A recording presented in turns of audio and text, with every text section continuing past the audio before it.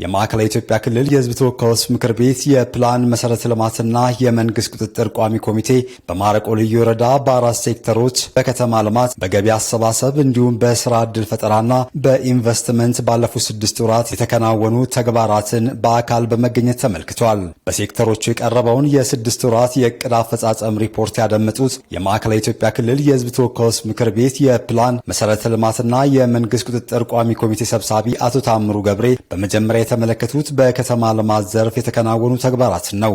ለአብነት አሁን ከተማ ልማት ላይ የተጀመሩ ስራዎች ህዝብን አስተባብሮ መንገድ የመክፈት ኮሪደር ልማትን ደግሞ የህብረተሰብን አሳትፎ ወሰን የማስከበር ስራና አቅዶ ወደ ስራ ለመግባት እያደረጉ ያሉ እንቅስቃሴዎች በጣም የተሻሉ እንደሆነ ለማየት ሞክረናል። ከቤት አቅርቦትም በተለይም የአቅመ ደካሞችን ቤት ገንብቶ ለማስረከብ ያደረጉትን ጥረት በአካልም ለማየት ሞክረናል። በተለይም ተሰርቶ ቤት ያገኙ እናቶች ደስታቸው በጣም ወደር የሌለ ነው። ይሄን ስናይ እውነትም ሰው ላይ ትኩረት አድርጎ መስራት ምን ያህል ሰውን እንደሚያስደስት ለማየት ሞክረናል ማለት ነው። ገቢን በአግባቡ መሰብሰብ ካልተቻለ የታቀዱ ልማቶችን ማሳካት አይቻልም ያሉት አቶ ታመነ ገብሬ ከዚህ አንጻር የማረቆ ልዩ ወረዳ የተሻለ አፈጻጸም ማስመዝገቡን ተናግረዋል። እዚህ ወረዳ ቆይታችን ልዩ ወረዳ ቆይታችን በጣም ደስ አለኝ።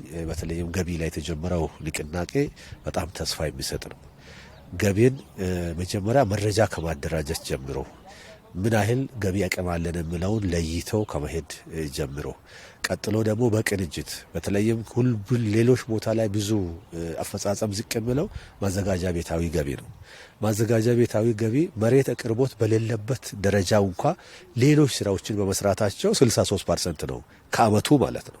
ከፍ ያለ አፈጻጸም እንዳለ ወስተናል። በልዩ ወረዳው የኢንቨስትመንት ፈቃድ ወስደው ወደ ስራ ለመግባት ከሚጠባበቁ ባለሀብቶች መካከል የነዳጅ ማደያ ፈቃድ የተሰጣቸው አቶ ጤንሾ ይጠቀሳሉ። ባለሀብቱ እንደሚሉት በመንግስት ፈቃድ ተሰጥቷቸው የነዳጅ ማደያ ቢገነቡም ወደ ስራ መግባት እንዳልቻሉ ቅሬታቸውን ይገልጻሉ። መንግስት ነው የሰጠኝ ቦታውን 2000 ካሬ ሜትር ይሄን ይመስላል። ይሄን ቦታ ተቀብያለሁ፣ ገንብቻለሁ። ያለኝን ንብረት እዚህ ላይ አፍስሻለሁ።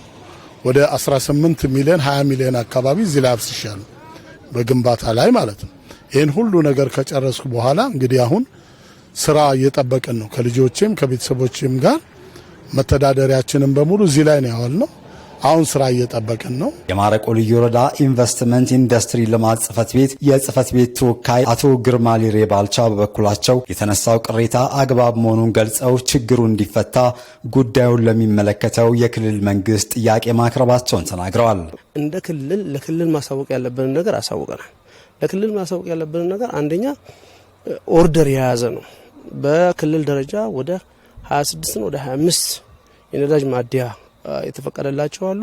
ኦርደር ነው የሚሉት። አሁን ጊዜው አልደረሰም ኦርደር ነው ይላል። ነገር ግን አሁን ክልሉም ለኛ በትኩረት መስራት ያለበት ከእኛ አንጻር ኦርደር የሚያስፈልገው ጉዳይ አይደለም። አንደኛ ማደያ የለንም፣ ሁለተኛ ደግሞ በነዳጅ እጥሮ በጀሪካንና በሮቶ ነው እየመጣ እነዚህ በራሱ አላስፈላጊ እንግልት ውስጥ እየወደቁ ነው ያሉት። ለኢንቨስትመንት የወሰዱትን መሬት አጥረው እንዳስቀምጡና ወደ ስራ እንዲገቡ የተሰጠው ትኩረት መቀጠል አለበት ያሉት አቶ ታመነ ገብሬ በአራቱም ሴክተሮች ህዝብን ተጠቃሚ ለማድረግ የተሰሩ ስራዎች ውጤታማ መሆናቸውን ገልጸው ጉድለቶችን ማረም ይገባል ብለዋል።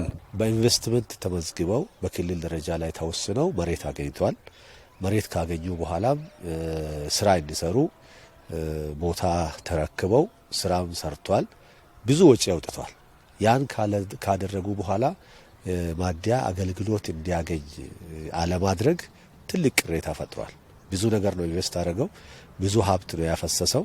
ያ ሀብት ፈሶ ያለበትን ወደ ስራ እንዲገባ አለማድረግ፣ በቂ ክትትል አለማድረግ፣ ለጥያቄ ተገቢ ምላሽ አለመስጠት ጉዳይ እንዳለ አይተናልና ለሚመለከተው አካል ይሄንን አቅርበን ወደ ስራ መግባት አለበት። ሁለተኛ ልዩ የሚያደርገው ይሄ ልዩ ወረዳ አንድም ማደያ የለውም። ስለዚህ ሌላ ኢሹ ማለት ነው።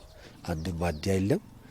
ያሉ ማደያዎችም ከተሰራ በኋላ አገልግሎት አላገኙም፣ ቆሞ ነው ያሉትና ጥያቄያቸው ተገቢ ጥያቄ ነው። ስለዚህ የሚመለከተው አካል ቶሎ ብሎ ምላሽ መስጠት አለበት። ከከተማ የፈርጅ ለውጥና በክልል መደረግ ስላለበት ድጋፍም ተከታዩም ብለዋል። በጥቅሉ ስናይ እንደ ክልል በየዘርፉ እንደ ክልል መታየት አለባቸው ዋና ዋና ነገሮች አሉ። ቅድም እንዳነሳሁት ከተማ ልማት ላይ በኢንተርፕራይዝም በኢንቨስትመንትም የክልሉ ድጋፍ ያስፈልጋቸዋል። ከዚህ አንጻር የመጀመሪያው ፈርጅን መቀየር ነው። ቀጥሎ ያለው ደግሞ ፕላኑን መዋቅራዊ ፕላን ወደ ታች ማውረድ ላይም መደገፍ አለባቸው።